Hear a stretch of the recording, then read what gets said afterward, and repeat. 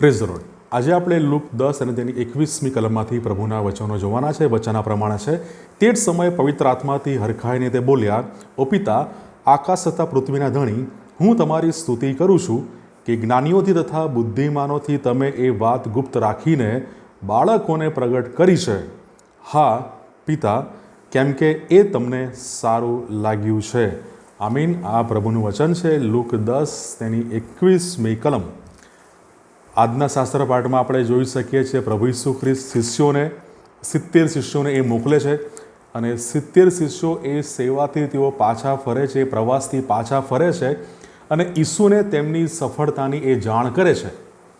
અને લુક 10 અને 21મી કલમની અદ્ભુત બાબત એ છે કે અહીં ત્રિએક ઈશ્વરના ત્રણેય વ્યક્તિ, ઈશ્વર પિતા, ઈશ્વર પુત્ર, ઈશ્વર પવિત્ર આત્મા, એ ત્રણેય અહીં આનંદ કરી રહ્યા છે। એ આપણે 21મી કલમમાં આપણે જોઈ શકીએ છીએ। અને આ ત્રિએક ઈશ્વર, ઈશ્વર પિતા, ઈશ્વર પુત્ર, ઈશ્વર પવિત્ર આત્મા શું આનંદ કરી રહ્યા છે અથવા કઈ બાબતમાં તેઓ આનંદ કરી રહ્યા છે એ આપણને જોવા મળે છે એ 21મી કલમમાં જ, કે જ્ઞાનીઓથી, બુદ્ધિમાનોથી એ વાત ગુપ્ત રાખીને બાળકોને પ્રગટ કરી છે। એ લીધે એ ત્રિએક ઈશ્વર અહીં હરખાય છે, એ આનંદ કરે છે।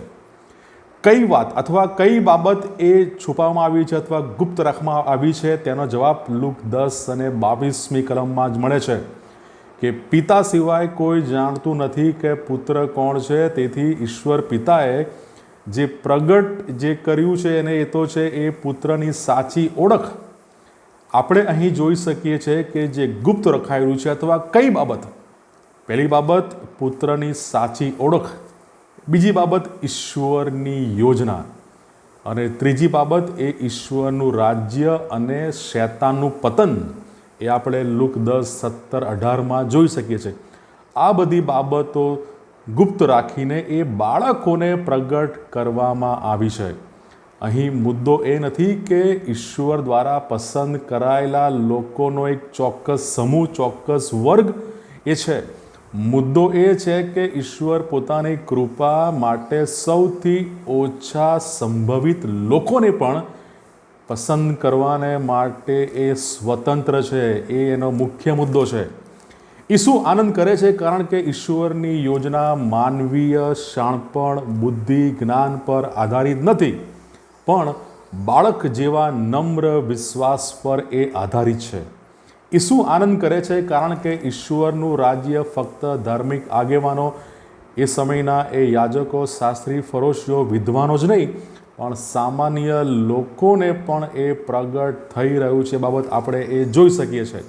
જે નમ્રતા અને વિશ્વાસને દુનિયાવી જ્ઞાન, શાણપણ કરતાં વધુ એ મહત્ત્વપૂર્ણ છે, આપણે ધ્યાન રાખવી જોઈએ।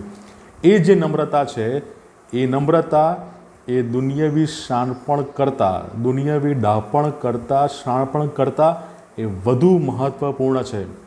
જો આપણે બાળક જેવા વિશ્વાસ, નમ્રતા અને શીખવાની ઉત્સુકતા અથવા જિજ્ઞાસા સાથે ઈશ્વર પાસે જઈશું તો તે ચોક્કસથી પોતાનું સત્ય આપણને એ પ્રગટ કરશે।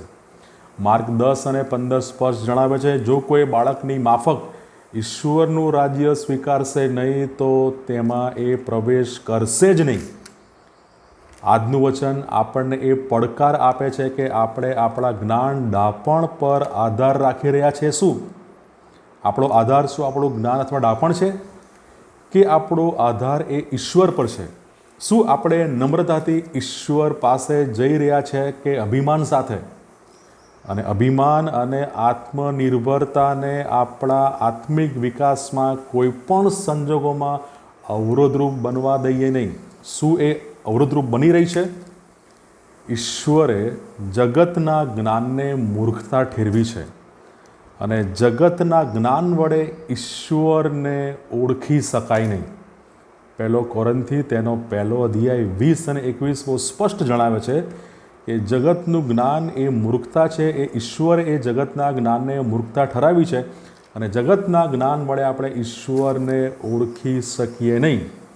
પ્રભુ આ વચનો શીખવા, સમજવા આપણા દરેકની સહાય અને મદદ કરે। God bless you.